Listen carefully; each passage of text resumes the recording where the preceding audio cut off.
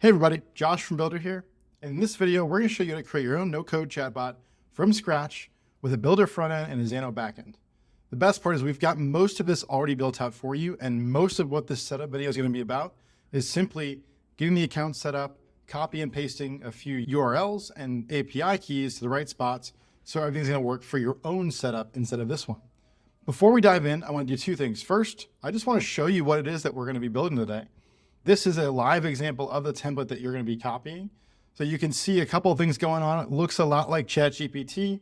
On the left-hand side, you're going to see a history of conversations for the user. So this is just a personal history I was doing as I was trying to play around with the code display and things like that. You can see all of the conversations there. And then when you start a new conversation, as you saw at the beginning, you can see a series of prompts to start the conversation. Now, the cool thing with prompts is that we've got 4 global ones that will come as soon as you set up your own. That's going to be these 4 right here. And then users can actually create and manage their own custom prompts for themselves. So as you build your own applications on top of this, whether you turn this into a SaaS, you integrate this into your own products in different ways, you can actually have your users create prompts for, let's say, like for your team. If you have a prompt that you like to use for content ideas, you could develop a prompt that you could start those conversations with the right context. And so these prompts are already pre-built in for you and will be set up along with this process. So that's just a little bit of what it feels like to use this application. And now we're going to go ahead and dive in. And again, before we get started, I wanted to go over the application itself, but also give you some context. If you're not familiar yet with Bildr or Xano in particular, I just want to shed some light on what we are and what our organizations do. So Bildr is a full stack visual development platform. Really what that means is we're a no-code first approach to developing full stack software. The great part about Bildr is that that doesn't mean we remove the flexibility that you have with a full code solution. We actually integrate really well where developers that use Bildr could use code in some situations if they chose to, or accomplish pretty much everything that they want in a visual first way. And in some cases, you might decide to go back and forth. Ultimately, most people who develop in Bildr are no-code first developers. Whether they have any experience in development or not, they're using the visual tools to create the logic, to create the pages and the applications that they want. And then maybe 1-2% of the time they dive into a little bit of code as they get more advanced, but they really don't have to do that. It's simply an option that's made available for you. And so Bildr's really, again, focused on full stack development. In this case, we're using all the Bildr tools for the front end application, what the users are actually looking at.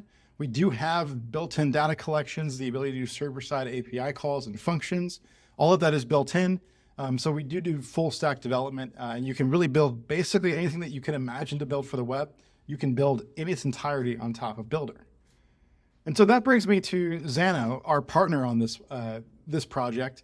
And Xano is a no-code first organization as well, focused exclusively on the back-end infrastructure that supports applications. And so you can create your databases there. You can create your own API endpoints which is what we'll do here with the templates that we do.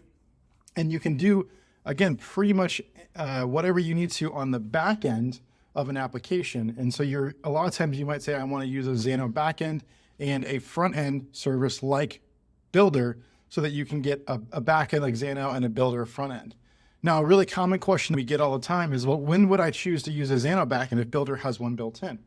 And the reality is, as you look at companies, especially in the space and industry, when you niche down and focus on one thing, you can always do that thing a little bit better.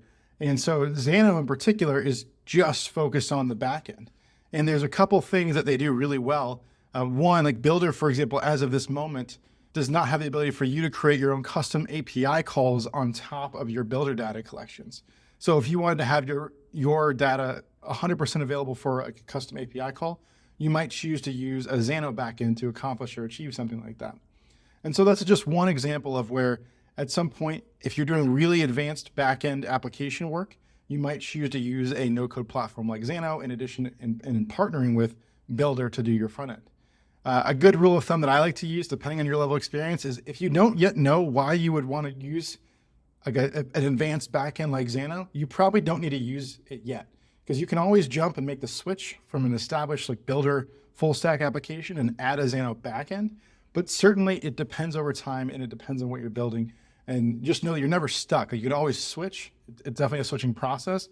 But again, good rule of thumb, if you don't know what you would need on the Xano backend as of this moment, I would usually start with a single backend. But again, they're great at what they do. I've used them for a couple projects myself.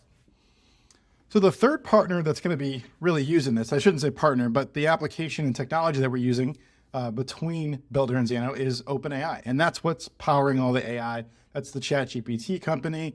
And most kind of like the innovators in that space right now, along with a few other bigger providers as well. So those are the three services that you're going to need and account for to make this setup process work. And so I'm not going to show like the click through of go sign up, create an account, all that. I'm going to assume that you've done that, but I am going to show you the initial setup of the templates as well as getting your API key to be able to make this work. I'm going to go ahead and start over here on Bildr, and we're going to dive into our account. We're going to click new project. If you have a Bildr account, you're going to see obviously all your projects. If you're new, you're not going to see that.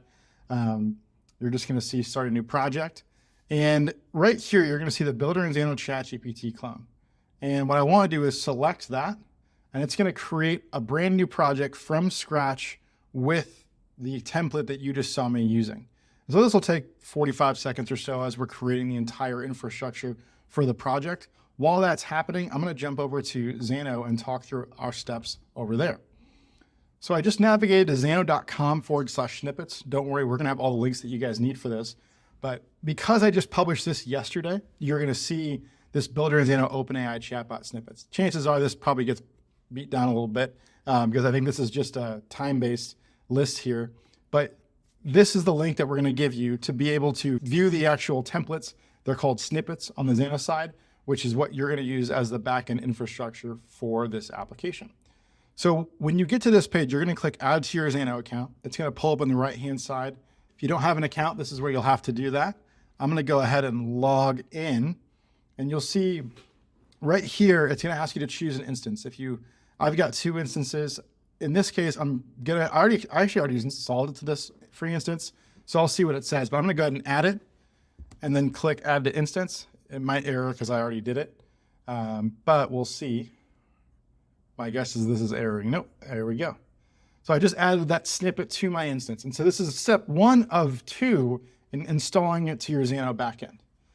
And step 2 is once you're in that backend, if you go to Marketplace and you scroll down to Purchased, you're going to see a list of the snippets that you've added because you can purchase some of them, I believe. And you're going to see right here your Bildr and Xano chatbot that you just added. So we're going to click that. And the second thing we have to do is click Install Snippet. And this is the action that's actually going to put these things into that instance in your Xano backend. So let's go ahead and hit Install Snippet. And I'll click Install. There we go.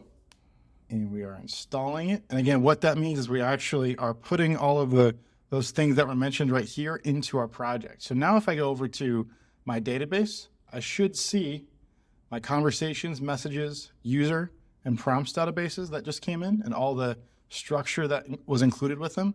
And if I go to my API calls, I'm also going to see my Bildr chatbot API calls here as well. And so I can see everything that I'm going to need to run this application. The last real significant setup process here is going to be getting our OpenAI key into Xano. And so I'm going to click over to OpenAI. I've clicked into developers and then I've signed up already. And then at the top right, when you click personal, you can click view API keys. And then right here, you can click create new secret. And I'm going to do Bildr chatbot. Don't worry, this is not going to be a public secret by the time that I publish this, but I'm going to go ahead and copy that secret key. So that is right there. I've got that. Now I'm going to go back to Xano, and under my settings, you can see I've got these variables that exist, and I've got this OpenAPI key right there. And that, again, also came with the template that you imported. So to update that, I click on that manage, and then I update this value right here, and then I click save. And it's really important that we do that because what happens when we do some of the actions in the Xano API calls, it runs its own API call with OpenAI to go get and send data. And it uses that particular API key to manage that process and get permission for it. So now we've got Xano pretty much all the way set up, and we're able to go back over to our Bildr account. We can see we've got our project right here. And the last step that's really left is simply installing the API endpoints into Bildr in the right locations. And there's going to be, I believe that the answer is 11 different spots that we need to just copy and paste a link into. And so I'm going to actually start with our user authentication workspace, which will come right here. I'll click into our sign up with password and then our sign in with password. We just need our sign up and our login API endpoints. So I'm going to go back to my groupings here, and this is where we've got in our default group our auth set up right here. And I want to go ahead and copy our auth sign up endpoint. So auth sign up, just copy that endpoint. I'm going to go over back to Bildr, and I've gone ahead and labeled every single flow that you have to update with must update. So if you click that, you can see you can click over to the Xano API call, and I've even written in paste which endpoint you need to paste in right here. So I'm going to go ahead and paste in our sign up endpoint right there. So that's the first one that we need to be able to do. And now I need to go to the next one, and I'm going to get my login API endpoint. And I'm going to copy that one in. So those are the two things that I have to do in the user authentication workspace. Next, I'm going to switch to the main workspace that we have. Click on our main app page right here. And I'm going to click on flows. And it's Xano Auth. Again, you can just search must update and then delete the must update after you change it. Xano Auth is the first one. This uses the auth.me or auth/me endpoint. So that just verifies that the local cookie is already set up. And again, I will have another video that explains everything going on in these. Our goal here is just showing you where it is to set up so you can go really fast. So I've got that first one. Next, I need to do my user multi-call endpoint. So back over to Xano. And then at the bottom, we've got user multi-call. I'm going to click that. You are going to see that all of these have authentication required. Everything that's authentication required is going to need to be an authenticated user. And the way we've set up our pattern is that if you do a call and it fails with a failed token, it's just going to force refresh the page actually. And so that's what those authentication things mean. If you already have an existing Xano account, there's a chance that you need to change the reference. Let me jump into one example here just so I can show this. Let's click into this. So if I click authentication required right at the top here, you're going to see by default, if you have one user table, it should just default to that user table to authenticate against that. If you import this pattern to an existing Xano setup and you already have users, you might need to toggle the authentication to the correct collection that you're authenticating against, because if you're not, these endpoints will fail with the failed designation on the API endpoint itself. So I'm going to go back here again. So we just copied in our user multi-call right there. So we've got that set up. Next, I want to jump over to our conversation page. Just while we're here, before I do the next step of API actions, I want to kind of explain what's happening in Bildr here. If you're not familiar, Bildr kind of uses a very component-based structure to build applications. And so the end user experience is really a single app, one page, one URL, and these different components and pages get created and deleted based off of the actions as necessary. And so these are basically Legos and building blocks of a full application. So when we select a conversation or we're doing a new conversation, we open up a version of the conversation page into this spot right here. And then this page itself is referring to our prompts row, it's referring to our messages row to populate that page specifically. This is another example of our create and manage prompts where we're reusing the same prompts row in two different spots of our application. And then these two pages ultimately will still open into this open component slot in our main app page. So there's no navigating away from the main URL. We're opening pages into this container into this container on this page so we get that individual application experience. So let's go to our conversations page, and I'm just going to search by must update. So the first thing we have is our create message to continue conversation. If we click into that, we can see we need our continue conversation API endpoint. So I'm going to come in here and just grab that. I'm going to paste that right in there. Great. Next, we have our get conversation history. And this is just our / conversation. So you can see right there. Next, we have our page load brand new conversation. So we have our / user prompts. We have 2 user prompt calls, one user prompts and one user prompts only. User prompts only doesn't return the global ones. The regular user prompts will return the global ones as well. And so in this case, we wanted to return all of them. And in a second, I'll show you where we use just the individuals. So the next and the final on this page, we have our start conversation. And so this is a start conversation, which is different than continue. And in another video, we'll go deeper into why that is. But basically, what happens with the data to send a API call with a full conversation is putting all of the previous messages together and sending it in the call, versus a new conversation just sends one. And so it's just a little bit of a different structure. And so it's the same API technically on the OpenAI side, but we set up the Xano side a little bit differently so that it's easier for you to manage your calls that way. So we've got this page now entirely set up.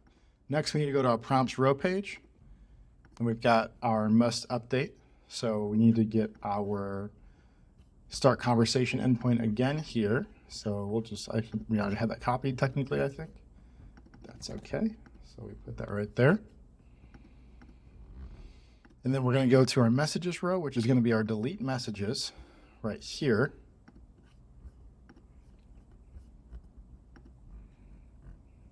So we're going to go to our delete message. And actually, when you do this, when you copy your delete messages endpoint, it's important. Anything that's a delete endpoint, you need to go ahead and delete this in brackets messages ID, because what actually happens is we concatenate the URL with the brackets with the actual ID that we're getting from the message that gets brought in. And so the second part is coming from this right here. And so for the ones where you need to get your delete endpoints, it's important to know that you need to drop that off, or else this API call will fail and actually eventually force a refresh on the page if you actually went all the way through. So next, let me go to our conversation name row right here. And on this one, we similarly have a must update confirm delete of our conversation level. So let's go back here. We've got our conversations ID delete. So I'm going to select that, paste that right in, and I'm going to delete similarly again. We do want that /, so we just delete that last bracketed thing because we're pulling it right here. So we've got all that set up, and then we're going to go to our create and manage prompts page. Go to must update. We have our user prompts only endpoint. So I mentioned earlier that we've got 2 different user prompts. By user prompts only, the user that's logged in and authenticated into your application is only going to see the prompts that they themselves have created. So they can't manage your global prompts, although they are able to use the global prompts in their system, or by default, they're able to choose to make one of their own prompts a global prompt too. However, they cannot see the other global prompts that are put into the system but not created by them this way. So we've got that, and now we've got our new or edit page prompt right here. And so we need to grab the update prompt, here, create or edit prompt right there. And we'll go, this is the button that has that action, must update, create or update prompt. And we're going to plop that right in there. And believe it or not, we should be done at this point. Everything else is set up. In another video, we'll go through all of the details that we have on what these pages are actually doing, and talk about like the PWA that's built in automatically so that you can install it to your phone and your users can install it to their phone and all that.